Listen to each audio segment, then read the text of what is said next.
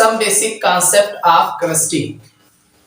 इस लेसन में आज जो है important characteristics elements and compounds, जो एलिमेंट्स और कंपाउंड्स होते हैं इनके महत्वपूर्ण गुण क्या है, इन्हीं के बारे में देखेंगे। अगर आप लोग नए हैं इस चैनल को जो है सब्सक्राइब कर लीजिए और बेल आइकन प्रेस कर लीजिएगा ताकि अगले वीडियो की नोटिफिकेशन आपको प्राप्त हो सके, और वीडियो को लाइक अवश्य कर दीजिएगा। Important characteristics of elements and compound हमारा टॉपिक है आज का important characteristics of element and compounds. Elements होते हैं, कंपाउंड्स होते हैं, इनके कुछ गुण होते हैं। अब कौन कौन से गुण होते हैं? सबसे पहला गुण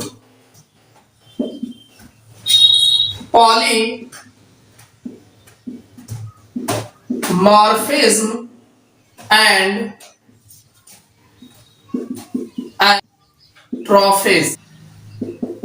allotrophy। पॉलीमॉर्फिज्म एंड एलोट्रॉफी, बहुरूपता तथा अपर रूपता। देखिए, पॉलीमॉर्फिज्म एंड एलोट्रॉपी, जिसे हम बहुरूपता तथा अपर रूपता कहते हैं, इसमें हम जो है बहुरूपता तथा अपर रूपता के बारे में चर्चा करेंगे। The existence of the same substance elements or compounds in more than two crystalline forms in the same physical state is known as polymorphism, and these different form as known as polymorphism,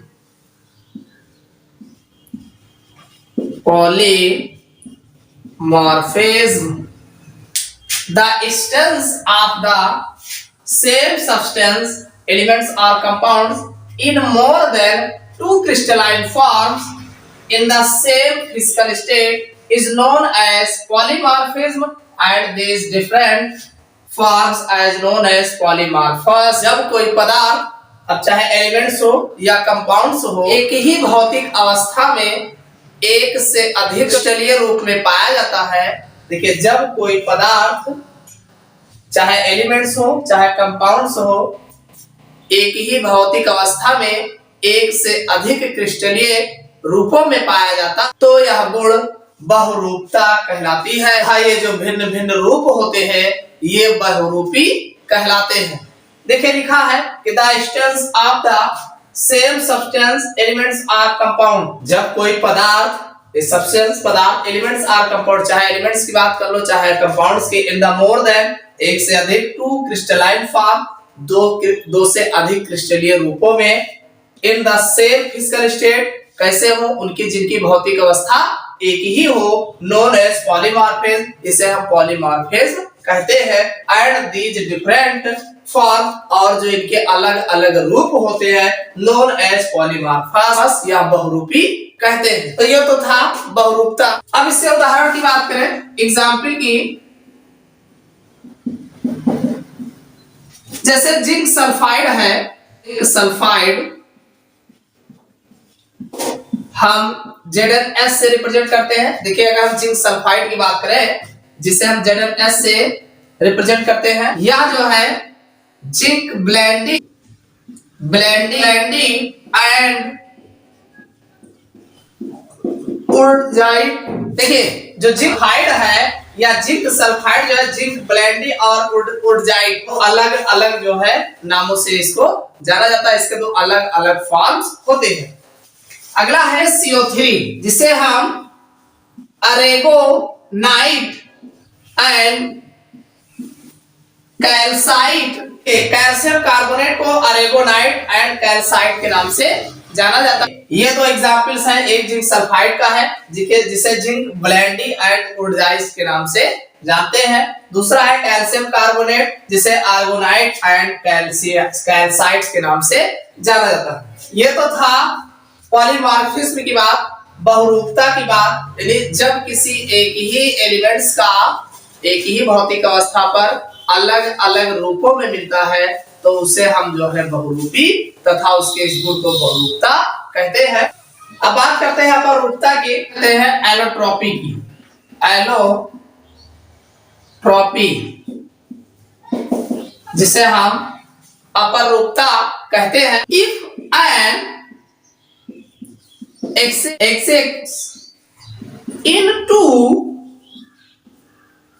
or more different forms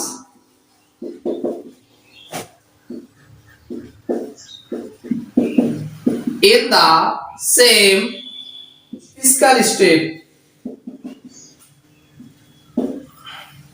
the phenomenon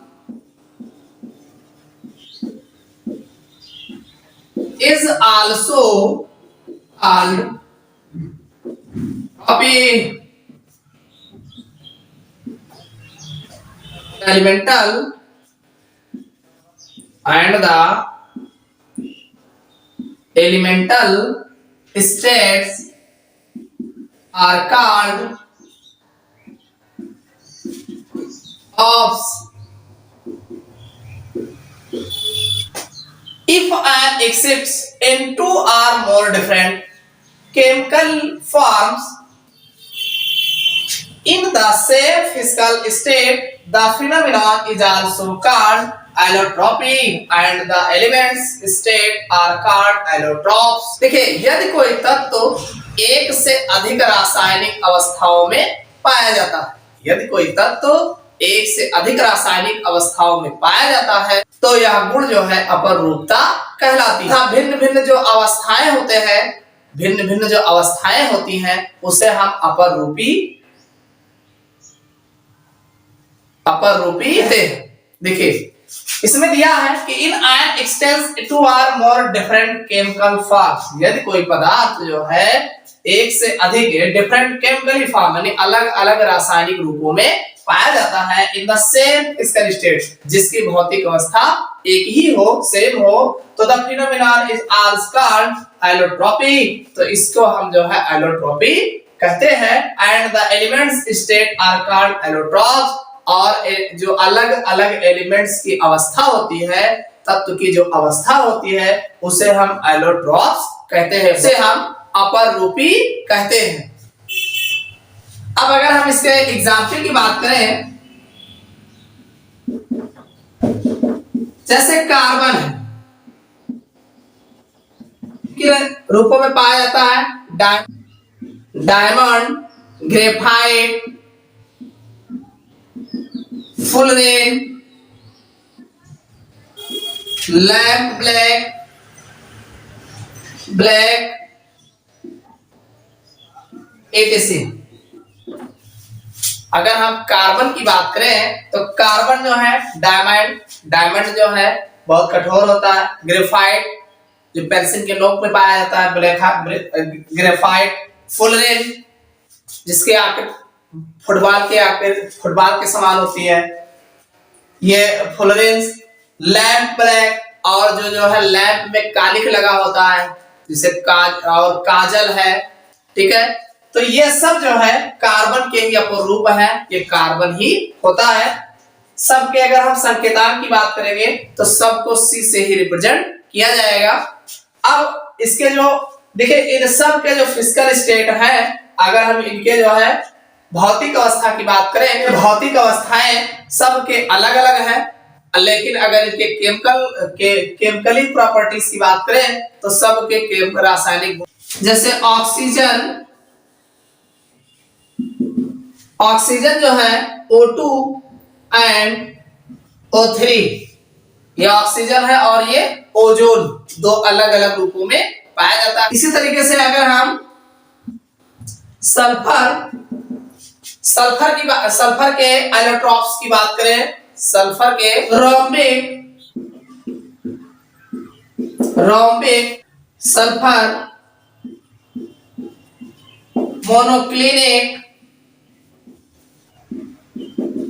monoclinic, sulphur colloidal sulphur, plastic sulphur. इसी तरीके से phosphorus के allotropes की बात करें, red, black, violet etc। देखिए भाई carbon की अगर हम बात करें तो ये diamond, graphite, fullerene, lamp black etc। यानी कार्बन के जो है डायमंड, ग्रेफाइट, फुलरेन और कोयला, ये सब जो है कार्बन के अपर रूप होते हैं। ऐसे ऑक्सीजन के O2 और O3, ये ऑक्सीजन जो है दो अपर रूप में पाया जाता है, एक ऑक्सीजन अगले को ओजोन कहा जाता है। ऐसे सल्फर के कई अपर रूप है, rhombic sulphur, monoclinic sulphur, colloidal sulphur, plastic sulphur, ये सब जो है सल्फर के एलोट्रॉप्स है। अगला है फास्फोरस। फास्फोरस में अगर देखा जाए तो व्हाइट फास्फोरस, लाल फास्फोरस,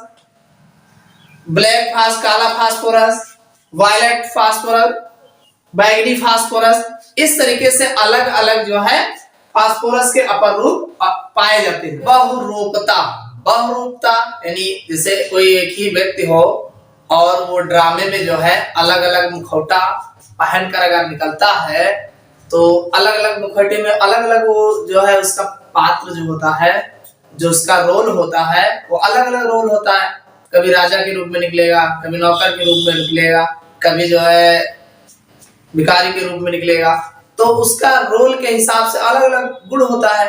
तो ऐसे जो एलिमेंट्स होते हैं, जो एक ही एलिमेंट्स जिनके अलग अलग क्रिस्टलीय फॉर्म में पाए जाते हैं, तो उन्हें हम बहुरूपता कहते हैं। जब एक ही एलिमेंट्स जिनके जो रासायनिक गुण जो है अलग अलग हो, तो जब रासायनिक गुण अलग अलग होते हैं तो उनको जो है अपर रूप कहते हैं। जैसे एक ही एलिमेंट्स के जब अलग अलग रासायनिक गुण प्रदर्शित करता हो तो उसे हम जो है अपर रूप कहते हैं, उनके इस गुण को अपर रूपता कहा जाता है। तो यहाँ पे देखिए ये अपर रूपता एलोट्रॉपी में जो है, ये जैसे कार्बन है, ऑक्सीजन है और सल्फर है और फास्फोरस है, ये सब अपर रूपता का गुण प्रदर्शित करते हैं। एलोट्रॉपी है बहुरूपता तथा अपर रूपता के कुछ मेन कैरेक्टर्स होते हैं, कुछ मुख्य गुण होते हैं।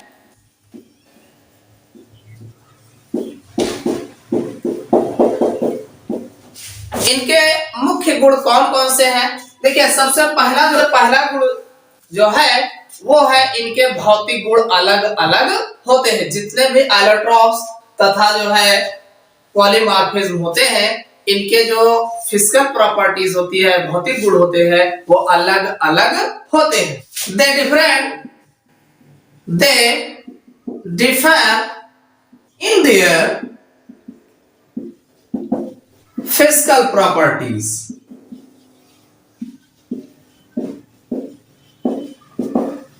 They different in their physical properties, यानी इनके जो बहुरूपी होते हैं, ये जो बहुरूपी तथा अपरूपता का गुण प्रदर्शित करते हैं, जो एलिमेंट्स होते हैं, वो अलग अलग इनके भौतिक गुण होते हैं। अगला है chemical properties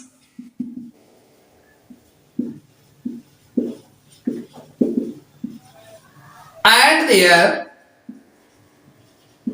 reactivity may also be different देखिए chemical properties and there activity में आल्सो बी डिफरेंट, यानी जो अलग अलग अपरूपी या बहुरूपता का गुण प्रदर्शित करते हैं वो उनके जो रासायनिक गुण होते हैं वो अलग अलग रासायनिक गुण तथा अलग अलग क्रियाशीलता का गुण प्रदर्शित करते हैं। तो लिखा है केमिकल प्रॉपर्टीज, इनकी जो केमिकल प्रॉपर्टीज होती है एंड देयर एक्टिविटी, और इनकी जो क्रियाशीलता होती है मे बी आल्सो डिफरेंट, यानी सबकी अलग अलग होती है। अगला है they have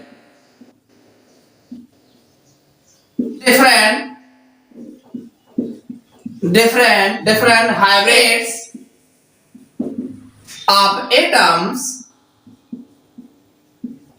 in the same crystal lattice.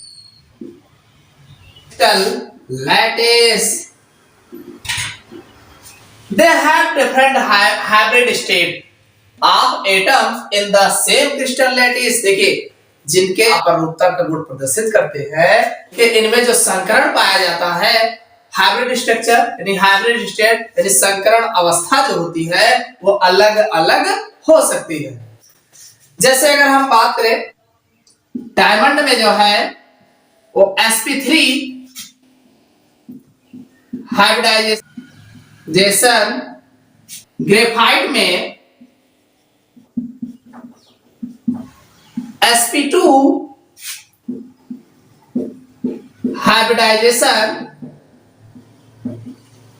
अगर हम बात करें डायमंड की तो डायमंड जो है बहुत कठोर होता है, इसमें sp3 हाइब्रिडाइजेशन पाया जाता है तो कार्बन का ही इलेक्ट्रॉन्स, लेकिन इसमें जो है sp3 हाइब्रिडाइजेशन पाया जाता है। जबकि अगर हम ग्रेफाइट की बात करें तो ग्रेफाइट में जो है sp2 हाइब्रिडाइजेशन पाया जाता है। तो वही कहा गया they have different hybrid state of atom in the same crystal lattice.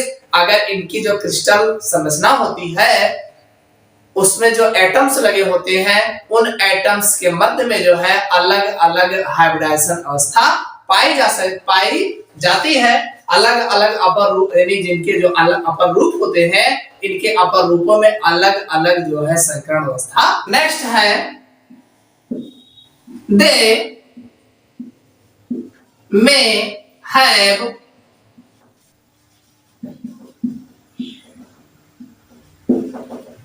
different number of atoms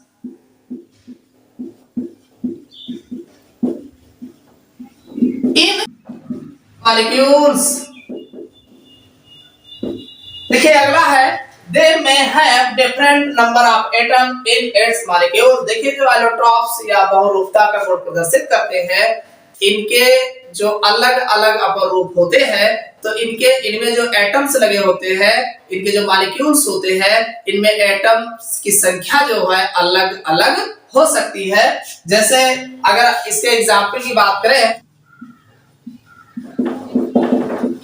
जैसे O2 एंड O3, अगर हम ओजो देखिए जो ऑक्सीजन है ऑक्सीजन में O2 इसमें 2 एटम लगे हुए हैं ऑक्सीजन के और इसमें 3 एटम्स लगे हुए हैं ऑक्सीजन के।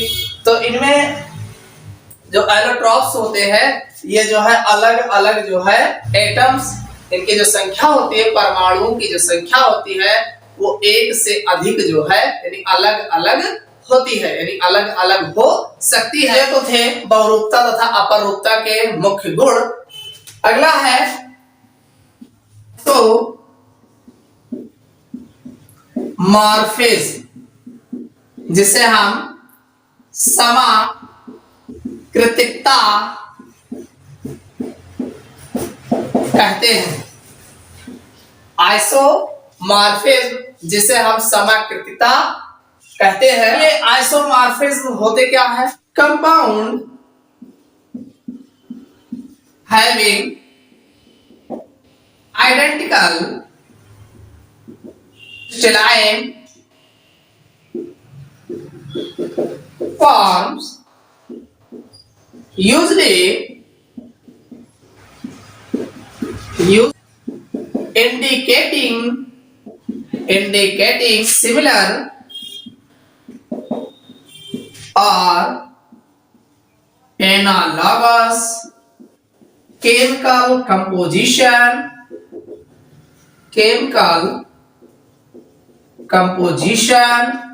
are known as isomorphous, and the phenomenon as isomorphic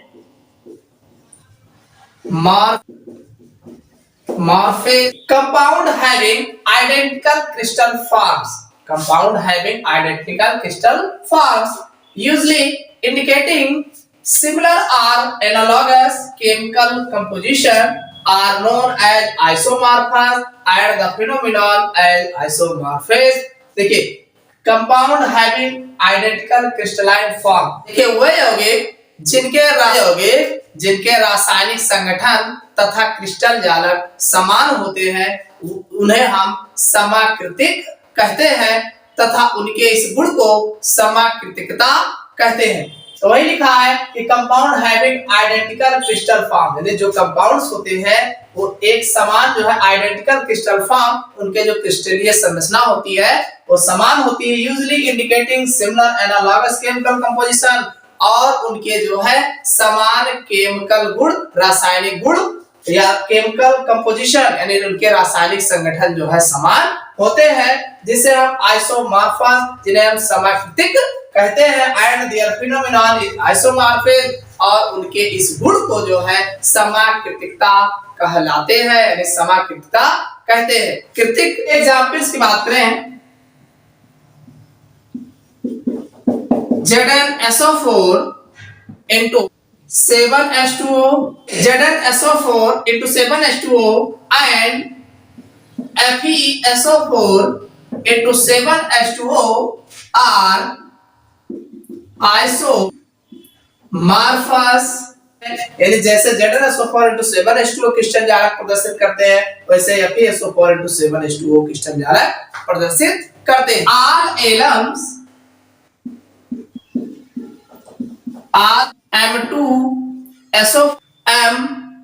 M2SO4 का whole thrice into 24H2O are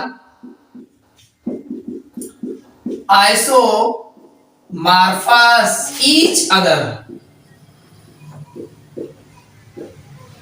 देखिए अगर हम फिटकरी की बात करें, जो बहुत जितनी भी फिटकरी है, सारी फिटकरियां जो है M2SO4 M2SO4 का होल थ्राइस into 24H2O इन सब के कृतिक होते हैं। यानी जैसे ये जनरल फार्मूला है फिटकरी का, ये जनरल फार्मूला है, M2 यहाँ सिंगल डैश लगा है, इसका मतलब यहाँ पे जो है जो भी एलिमेंट्स लिया जाएगा, फिटकरी जो भी बनेगा, यहाँ पर उसकी जो वैलेंसी होगी एक ही होगी, यानी एक पॉजिटिव आयन वाला एलिमेंट्स लिया जाएगा, और यहाँ ट्रिपल डैश जो लगाया गया है, यहाँ पे जो भी एलिमेंट्स लिया जाएगा उस पर 3 कैटायन यानी 3 प्लस चार्ज होगा। जैसे अगर देखा जाए तो K2SO4 Al2SO4 का होल थ्राइस into 24H2O, जिसे हम पोटास एलम के नाम से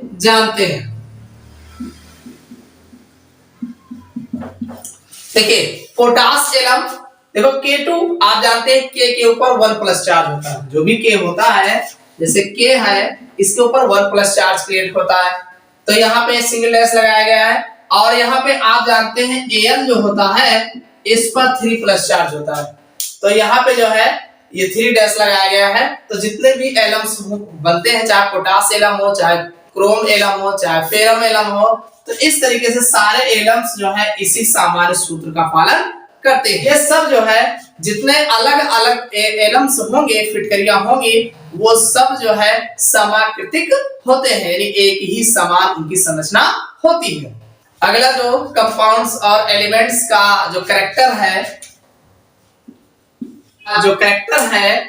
मेन कैरेक्टर है, वो है ब्रिटलनेस, जिसे हम भंगुरता के नाम से जानते हैं। अब भंगुरता क्या होती है? देखिए जो कंपाउंड्स होते हैं या एलिमेंट्स होते हैं, इनमें भंगुरता के गुण पाए जाते हैं। अब ये भंगुरता होते क्या है? सॉलिड सब्सटेंस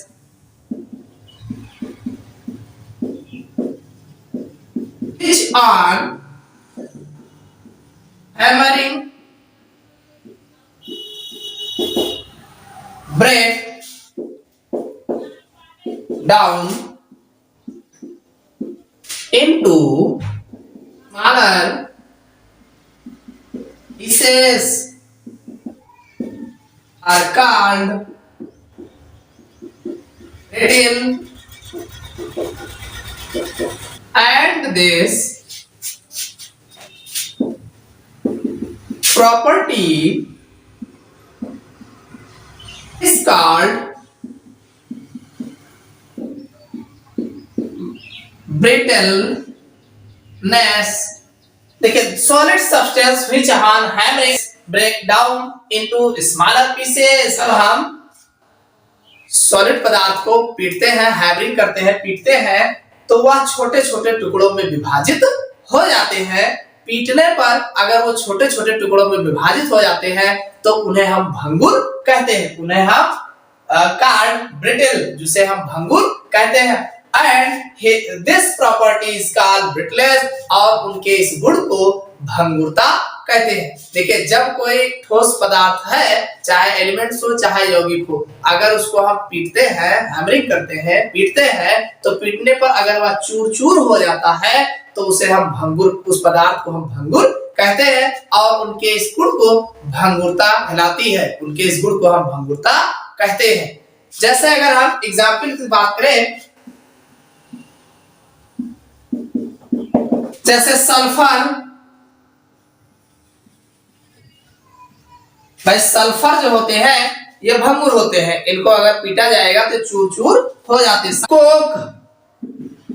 कोक आदि, देखिए जैसे कोयला है, कोक है, कोयले को अगर पीटा जाएगा तो चूर चूर हो जाते हैं। उसी प्रकार सल्फर है, सल्फर को भी अगर हैमरिंग की जाएगी, पीटा जाएगा तो ये भी चूर चूर हो जाते हैं। तो इनमें जो है भंगुरता का गुण पाया जाता है। डक्टिलिटी, जिसे हम तन्यता कहते हैं। देखिए, जो तन्यता का गुण है एलिमेंट्स और कंपाउंड में, ये जो तन्यता का गुण है ज्यादातर यह आपको ठोस पदार्थों, जो धातु होते हैं, ये तन्यता का गुण जो है धातुओं में जो है, ये विशेषता अगर देखा जाए तो ये धातुओं में ही पाए जाते हैं। देखिए, धातुओं में ये डक्टिलिटी यानी तन्यता का गुण होने के कारण इसे तार की तरीके से खींचा या ताना जा सकता है, और उनके इस तानने या खींचने के गुण को ही तन्यता कहा जाता है।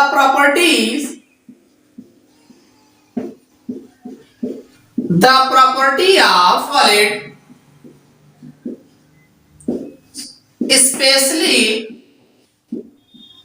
especially of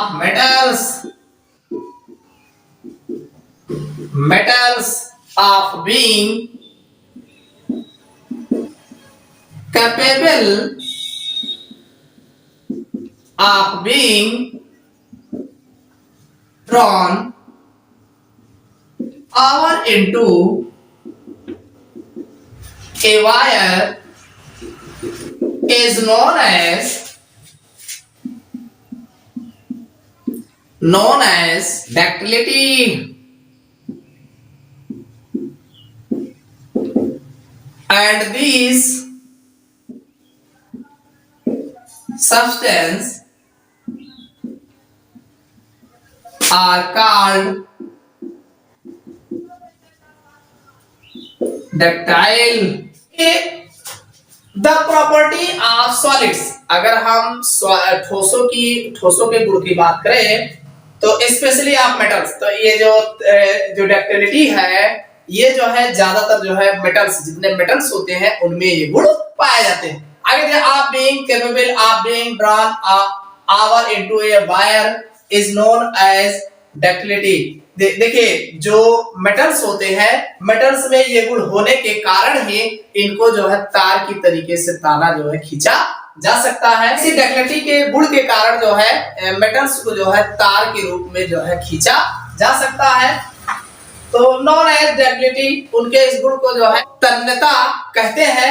and this substance are called ductile, और इस प्रकार के पदार्थ को हम जो है तन्य कहते हैं। भाई जिस पदार्थ को ताना जा सके उस पदार्थ को हम तन्य कहते हैं, और उनको जो है इस तानने का जो गुण होता है उसे हम जो है डक्टिलिटी जो है कहा, यानी तानना जो है वो डक्टिलिटी के अंतर्गत आते हैं। तो लिखा है द प्रॉपर्टीज ऑफ सॉलिड ने जो ठोसों के जो गुण होते हैं ज्यादातर देखा जाए मेटल्स में, of being capable of being drawn our into a wire, यानी इनमें जो है इसी गुण के कारण जो है इनको तार जैसे जो है खींचे जा सकते हैं। तो नॉन एज डक्टिलिटी, जिसे हम तन्यता कहते हैं, और इस पदार्थ को जो है हम तन्य का जो इस पदार्थ को जो है तन्य कहा जाता है।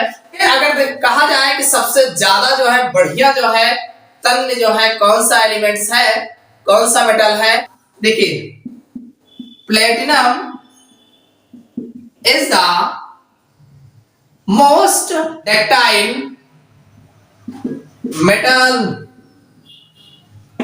देखिए जो प्लेटिनम होता है, ये प्लेटिनम जो है मोस्ट डक्टाइल मेटल, यानी प्लेटिनम जो मेटल्स है ये सबसे ज्यादा तन्य होता। अगर इसके एग्जाम्पल में जैसे Ag, Cu, Fe, gold,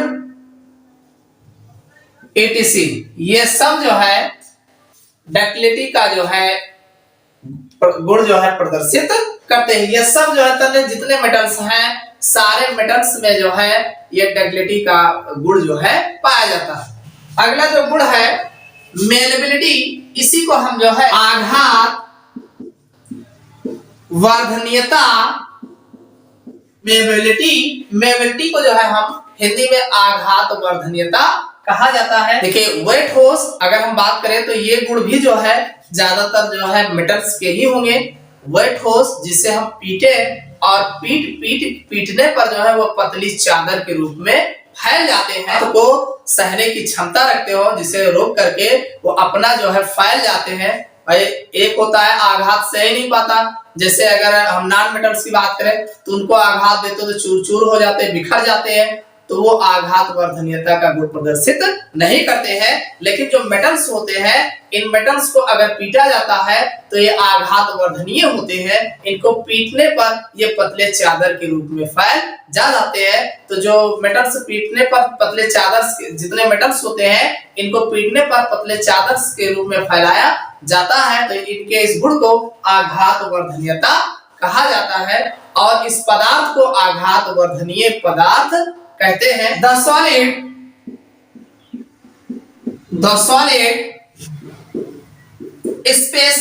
especially metals, यानी ज्यादातर ये जो है मेटल से ही रिप्रेजेंट करते हैं, which are converted into thin sheet by hammering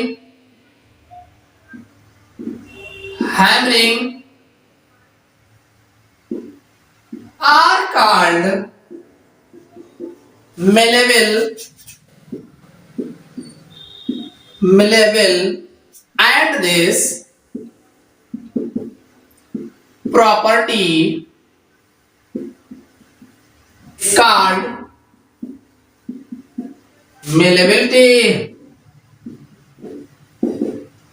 देखिए द सॉलिड्स स्पेशली मेटल्स, अगर हम सॉलिड्स की बात करें तो सॉलिड्स में हम ज्यादातर ये जो कैरेक्टर्स है वो स्पेशल जो है स्पेशली जो है मेटल से ही रिप्रेजेंट करते हैं।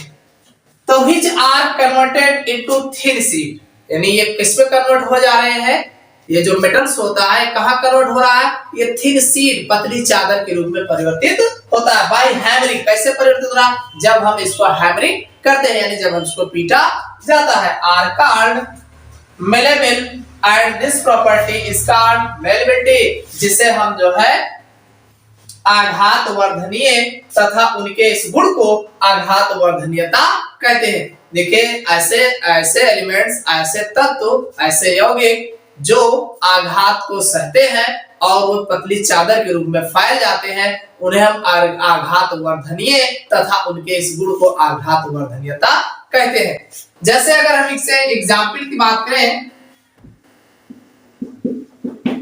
देखो FeCu AgAu ATC, देखो जितने भी मेटल्स हैं ये सारे मेटल्स जो है आघात वर्धनीय होते हैं, यानी सब जो है आघात को सहने की क्षमता रखते हैं। देखिए इनका जो अगला कैरेक्टर्स है हार्डनेस, कठोरता कहते हैं। हार्डनेस को हिंदी में कठोरता कहा जाता है। The ability of a solid to scan other substance is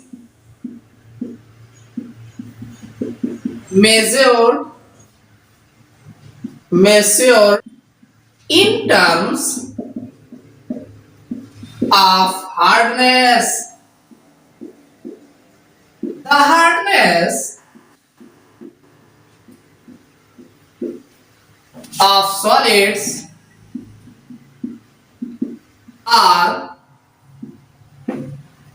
measured in terms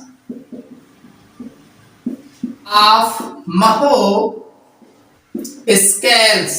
Okay, the ability of a solid to scratch other substance is measured in terms of hardness. देखिए जब कोई एक ठोस पदार्थ किसी दूसरे ठोस पदार्थ को खुरेचने की क्षमता रखते हैं, जिससे उसमें खुरचने की क्षमता रखते हो, दूसरे को खुरच देते हो, तो उनके इस खुरचने को ही जो है हम कठोरता में मापते हैं, उसको जो है हम कठोरता में मापते हैं।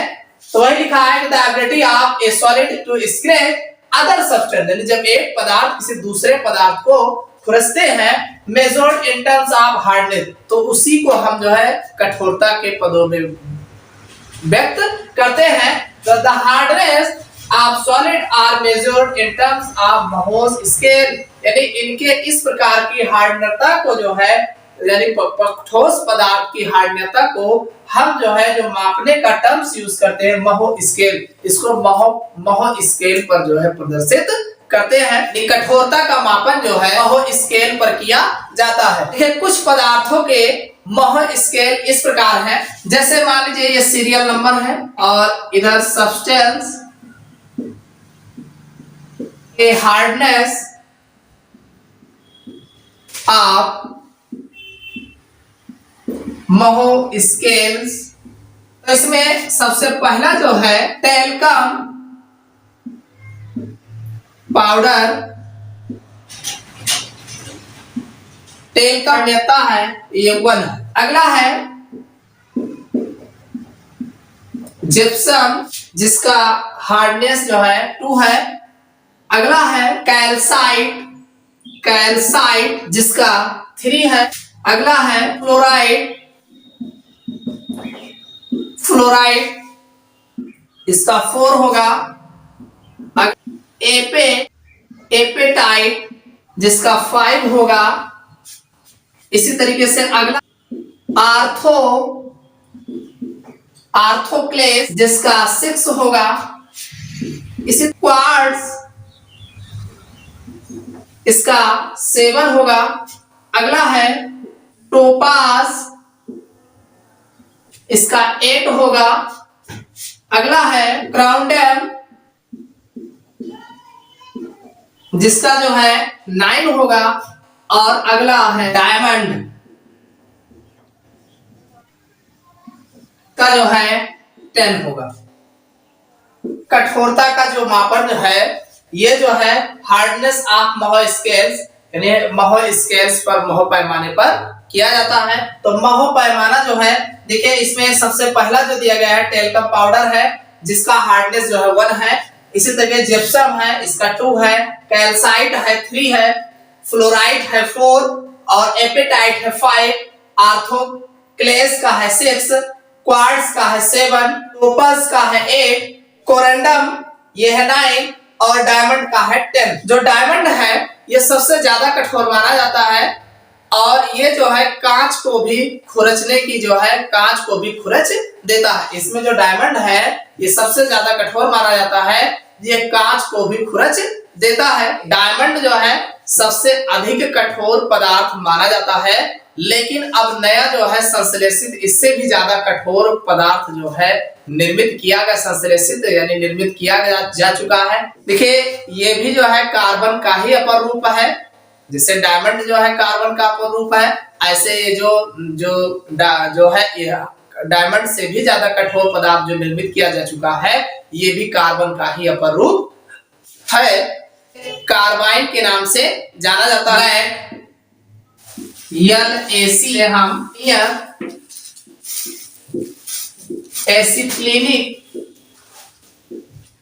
एसिटिलीनिक कार्बन।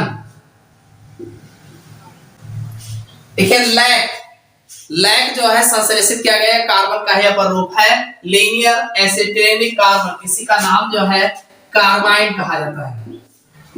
कार्बाइन यह जो है डायमंड से 40 गुना कठोर होता है।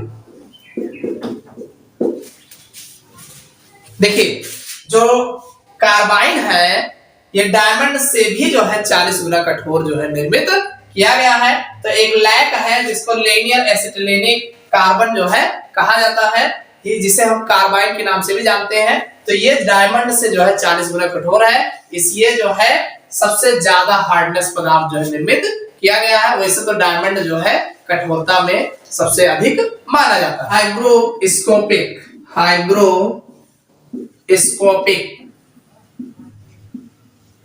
जिसे जो है ग्राही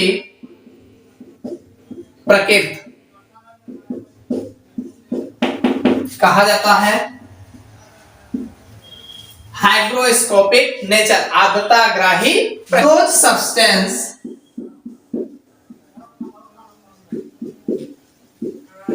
which absorb moisture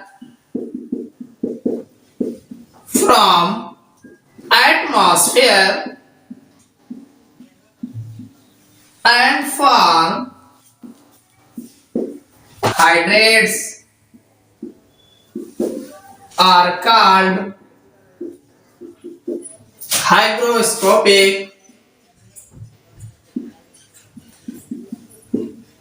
substance। देखिए those substance which absorb moisture from atmosphere and form hydrates are called hygroscopic substance। देखिए ऐसे पदार्थ दो सब्सटेंस वे पदार्थ which absorb moisture from atmosphere जो वायुमंडल से वातावरण से नमी को एब्जॉर्ब कर लेते, सोख लेते हैं, नमी को एब्जॉर्ब करके हाइड्रेट्स और जो है हाइड्रेट्स का फॉर्मेशन करते हैं, यानी हाइड्रेट्स बना लेते हैं, उन्हें हम जो है हाइग्रोस्कोपिक सब्सटेंस जो है कहते हैं, उन्हें आर्द्रता ग्राही पदार्थ कहते हैं। कहने का मतलब ये है कि जो ऐसे पदार्थ जो वायुमंडल से नमी को सोख करके हाइड्रेट्स का निर्माण करते हैं उन्हें हम आर्द्रता ग्राही पदार्थ कहते हैं। इनके एग्जांपल्स की बात किया जाए, इनके जो एग्जांपल्स निर्जल एनहाइड्रस CuSO4 जो सफेद होता है, व्हाइट होता है। देखिए जो कॉपर सल्फेट होता है ये शुष्क जो होता है, सूखा हुआ जो होता है वो व्हाइट रंग का होता है। इस व्हाइट को जो है वायुमंडल में रख दिया जाए और ये नमी को एब्जॉर्ब कर लेता है तो नीले रंग का हो जाता है। जो है ये CuSO4 5H2 और ये जो होता है ये ब्लू कलर का होता है।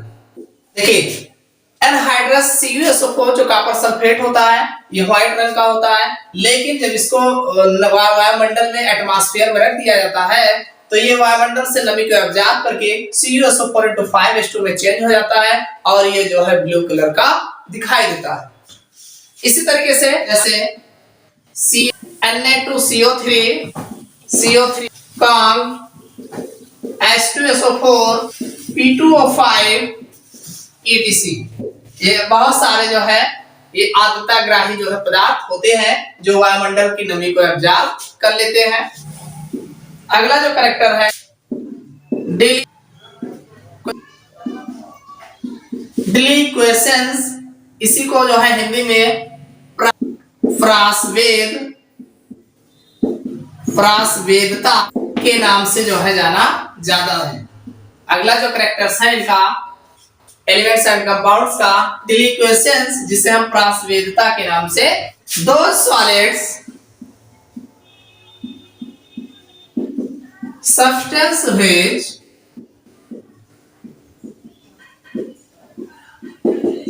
absorb applicable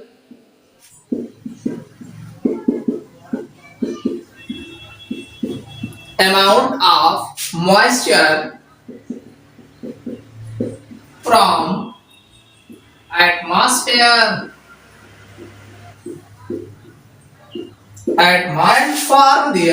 and form their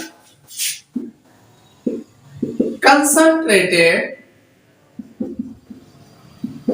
solution called deliquescence. And this phenomenon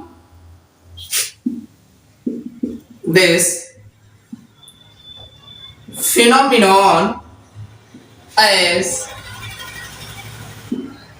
deliquescence.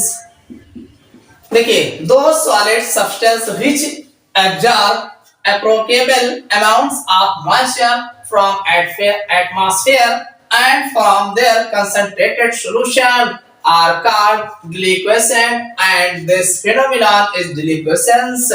देखिए, ऐसे पदार्थ, ऐसे ठोस पदार्थ जो वातावरण से नमी को सोख करके जो है विलयन में परिवर्तित हो जाते हैं, ऐसे पदार्थ को हम जो है प्रासवेद पदार्थ कहते हैं तथा इनके इस गुण को प्रासवेदता जो है कहा जाता है। जो आर्द्रताग्राही होते हैं, आर्द्रताग्राही जो पदार्थ होते हैं वो नमी को अब्जॉर्ब करते हैं और एक फॉर्म से यानी वो जो है दूसरे पदार्थ में परिवर्तित यानी नमी को सोख करके वो हाइड्रेट्स बना लेते हैं, यानी जल के साथ जुड़ करके हाइड्रेट्स बनाते हैं। लेकिन यहाँ पे हाइड्रेट्स नहीं बना रहे हैं, ये सॉल्यूशन तैयार कर रहे हैं, विलयन बना रहे हैं, कंसंट्रेटेड सॉल्यूशन का निर्माण कर रहे हैं। तो ये जो है प्रासवेदता, यानी ऐसे पदार्थ जो वातावरण से नमी को जो है लेकर के जो है वो विलयन में परिवर्तित हो जाते हैं, उन्हें हम प्रासवेद पदार्थ तथा उनके इस गुण को प्रासवेदता कहते हैं। अगर इनके